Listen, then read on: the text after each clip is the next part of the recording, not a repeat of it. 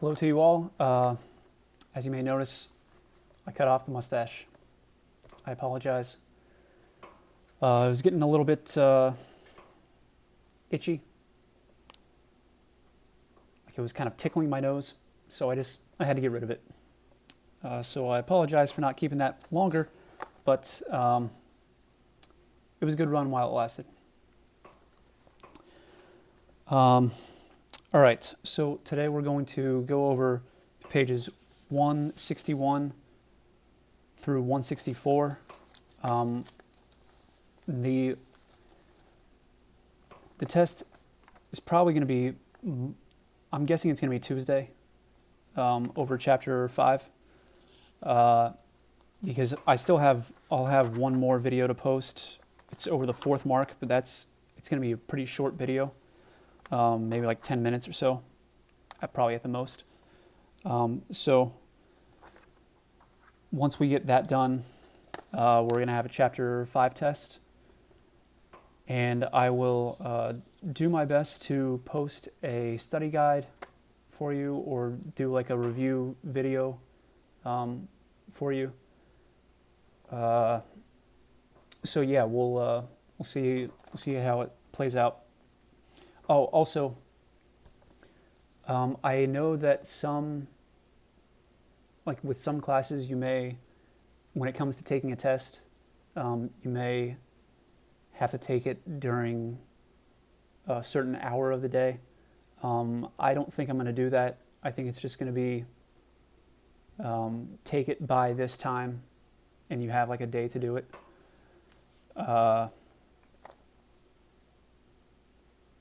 That may not be the best thing to do, but at least for right now, that's what I'm going to do.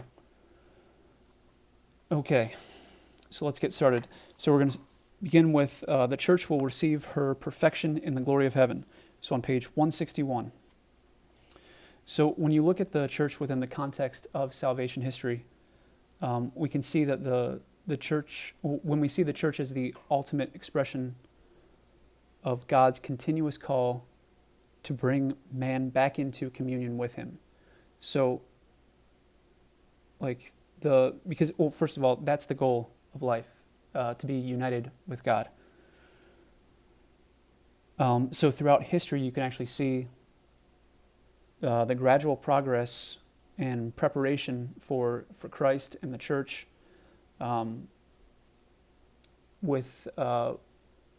throughout the Old Testament, you see that preparation beginning.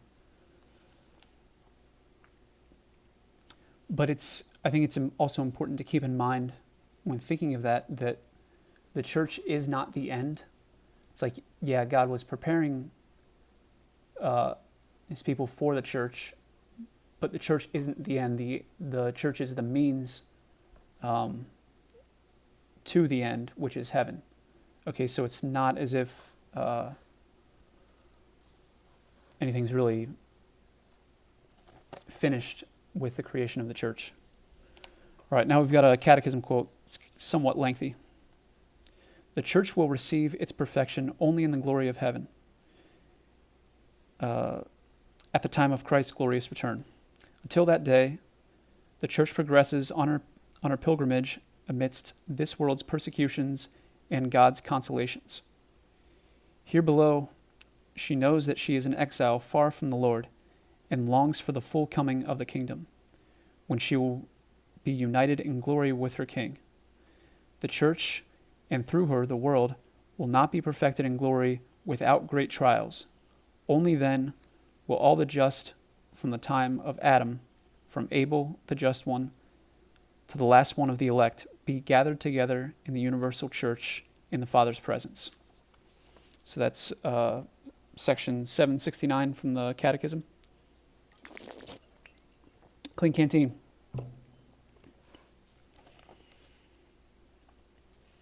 I was going to make a comment about this.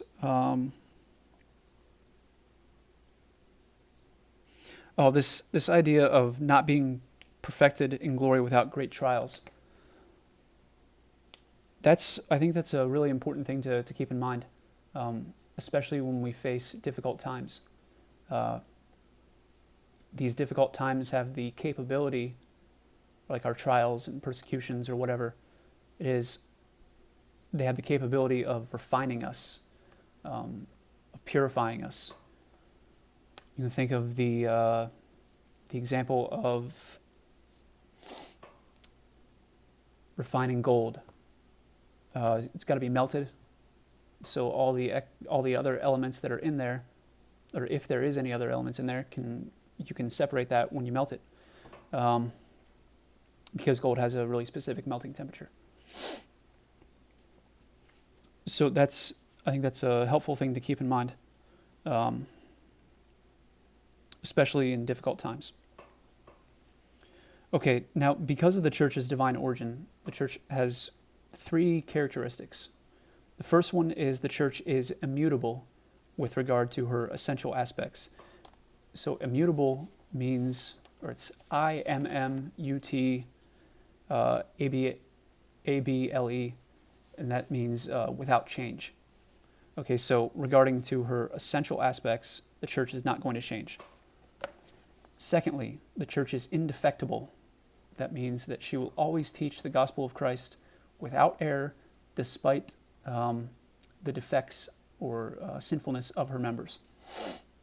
And lastly, the church is perennial. So that means that the church will exist until the end of time. If any of you garden, or any of your parents do any gardening, you know that some flowers are called perennials, meaning they come back every year. So that could be a good way to remember the meaning of perennial. All right, now on to page 162 with the third mark of the church. Remember, the first 2 are church is 1, 2nd, holy, and 3rd, Catholic. 1, holy, Catholic, and apostolic. Those are the 4 marks. So we're going to start off with a catechism quote. All men are called to this Catholic unity of the people, and to it, in different ways, belong or are ordered the Catholic faithful, others who believe in Christ, and finally all mankind, called by God's grace to salvation. All right, so one of the things we're going to be learning in this little section is why it isn't redundant to say, or not necessarily redundant to say, that the Catholic Church is Catholic. So while the word Catholic is typically almost always used to refer to a specific group of Christians, that is, Catholics, this usage, as Scott Hahn points out, communicates actually the opposite of what Catholic means. Because Catholic, we get that word from the Greek word katholikos. I don't really know how to pronounce it, or if that's the right pronunciation, and I can spell it for you. Means universal and pertaining to the whole. And I want to say it was, I could be wrong about this, you may need to fact check me. I think it was Ignatius of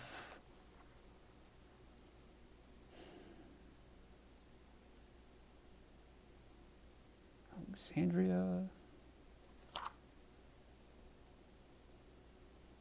I think Ignatius of Antioch. I think he might have been the first one to say the church, or to refer to the church as the Catholic Church. And that was a long, long time ago, like probably 2nd century, I think. 2nd or 3rd century, probably. All right, now the church is Catholic in 2 ways. First way is because she is whole and complete. Now, what this means is, or this is to say that because Jesus has united himself to her entirely and given to her the fullness of his holiness. So that completeness is purely a gift from Christ. Second way, it's because she received universal authority from Christ to fulfill her universal mission. All right, so beginning with Pentecost, and again, we're on page 162. Beginning with Pentecost, the Holy Spirit has empowered the apostles and their successors to proclaim the saving truth of the gospel to all. All right, now, this means is that, or what this implies is that everyone is invited and called to become part of Christ's mystical body, that is the universal or Catholic Church. The church is not limited by age, gender, ethnicity, nationality, etc., because like Jesus, the church transcends these human boundaries. Now, some might ask, well, if the church is so universal and so keen on unity, then why is there stuff like excommunication? Like, why are there such strict boundaries? And I mean, listen, like everyone is called, or everyone is invited, but at the same time, it's like Christ gives us pretty specific conditions, I guess, to be part of the church. So if we're not following those conditions, it's not as if like the church makes this decision to excommunicate someone or say that no, you can't really join here, because it's more about that person's actions speaking or neglecting Christ's call. So hopefully you see that distinction there. Moving on.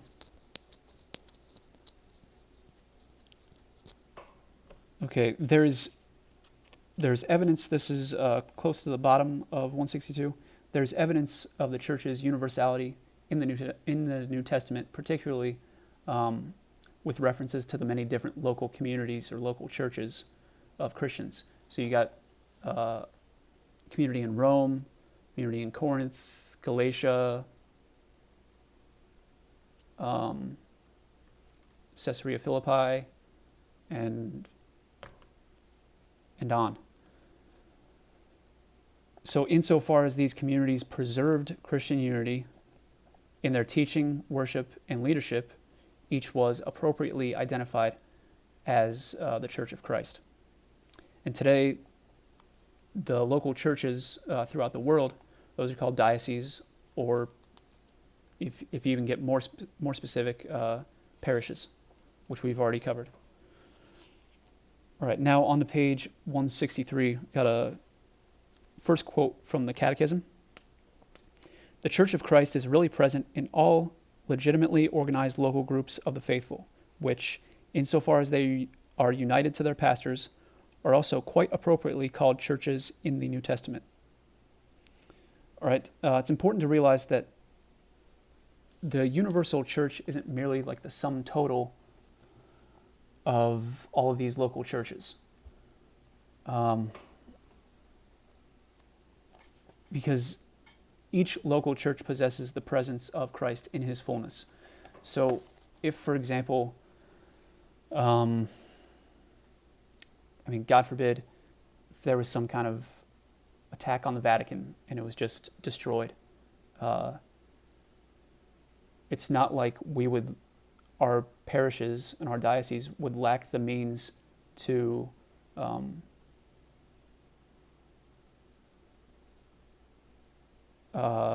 give out the sacraments. There's a proper word for that, and I can't remember what it is. Maybe dispense the sacraments? I can't remember. Or I can't think of it. And so with each church, you have actually the fullness of Christ, or the presence of Christ in his fullness with each church.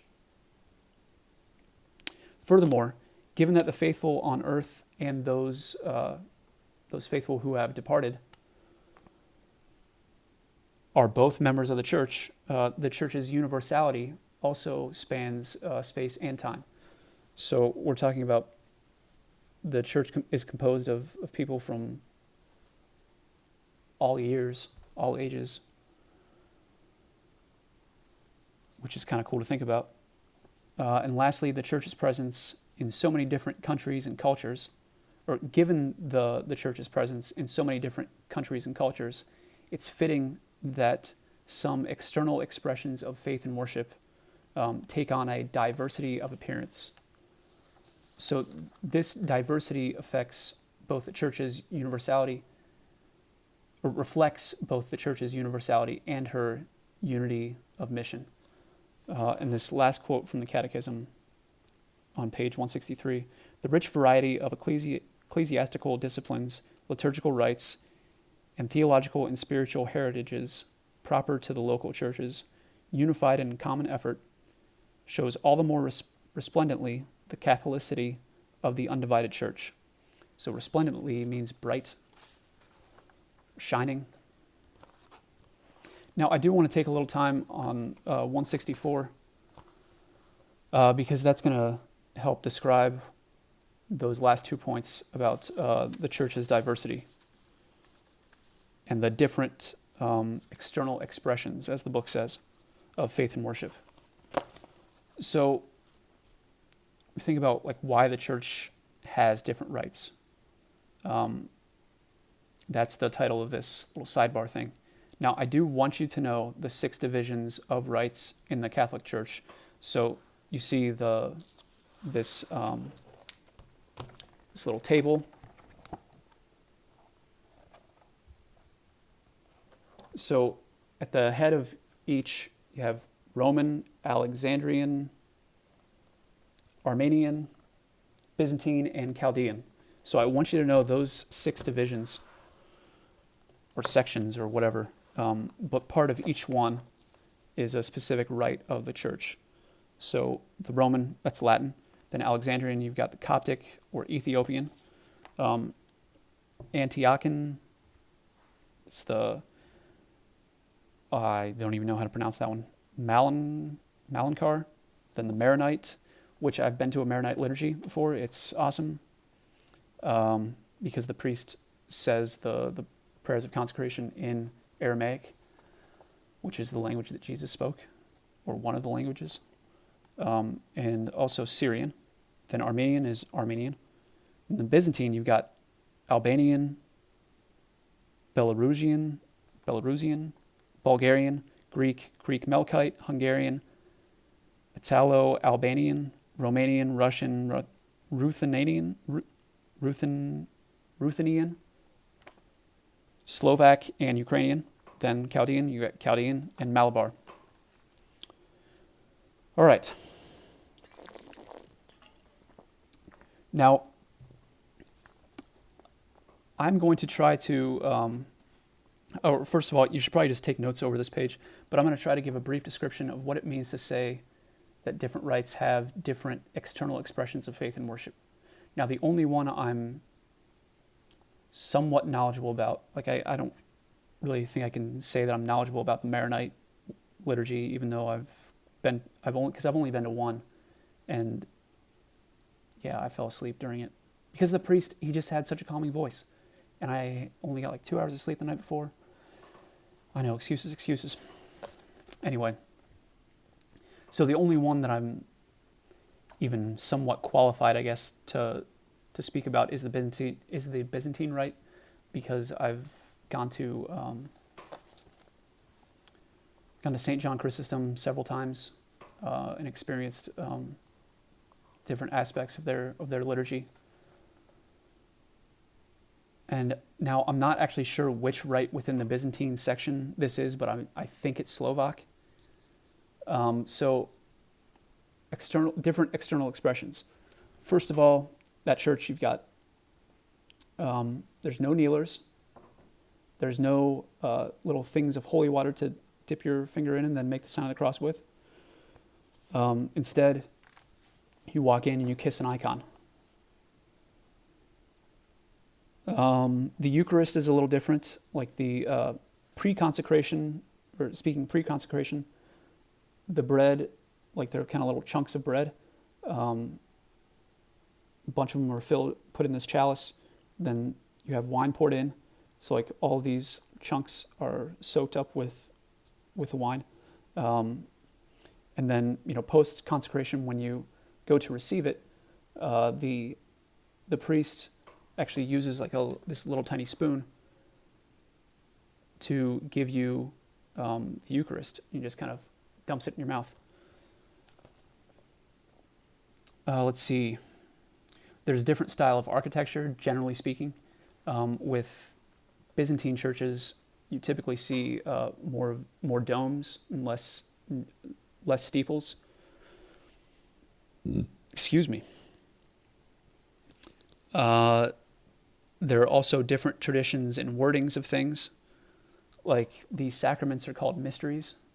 So you've got like the sacrament of matrimony, or what we would call the sacrament of matrimony, is called for them the mystery of crowning. There's definitely more of a use of incense, but I will say that I think they actually know how to use incense, and so you don't have the entire church getting smoked out. So it's a smart use of incense. And also they have a thing called an iconostasis in the church. So the iconostasis, if you want to look it up on Google, I encourage you to. It's like this wall full of icons that blocks off the altar from, I think it's called from the nave, from where the faithful are. And there's doors that open up. And I think with the Byzantine rite,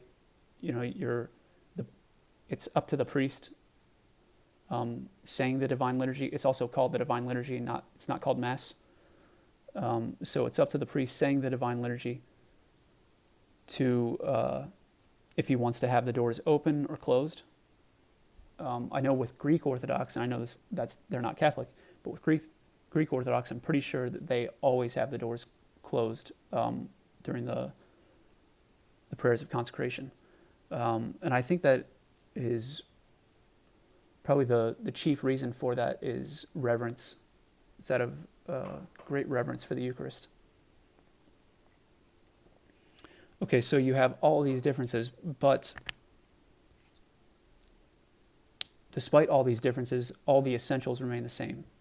Okay, so you still have the first reading, you still have the responsorial psalm, second reading on Sundays or holy days, and then you have the gospel, you still have homily, you still have, the Eucharist. What else? I mean, you still say the Our Father, many other similarities. So like the differences are not so much essential differences, but they just are more reflective of that culture. And I also know a tiny bit about some African liturgies where they use something called like a liturgical dance. And I think that has kind of gotten somewhat of a bad rap here. But I think that's mainly because people are just doing it to, I don't know, try to act like this culture that does it. Like it, I don't know. I don't really know enough to speak intelligently about it, so I'll just shut up. Okay, that wraps it up. Again, I'll post another video or another lecture soon because it's going to be really short. And I was hoping to have the test Monday, but it's probably going to be Tuesday. And then Wednesday and Thursday of next week, it's Holy Week next week. So we're going to go through something that it's not in the book, but I think it's pretty amazing. Some things about Easter and liturgical calendar that are they're fantastic. There are things that you may wonder how on earth you never knew that, but it's taken from Pope Benedict's book, Spirit of the Liturgy, which is one of my favorites. All right, so with that said, have a wonderful night, and make sure to do your questions, to answer your questions, and email them to me. And I think that due date is Friday at 11:59 p.m. So get to it. And have a wonderful weekend.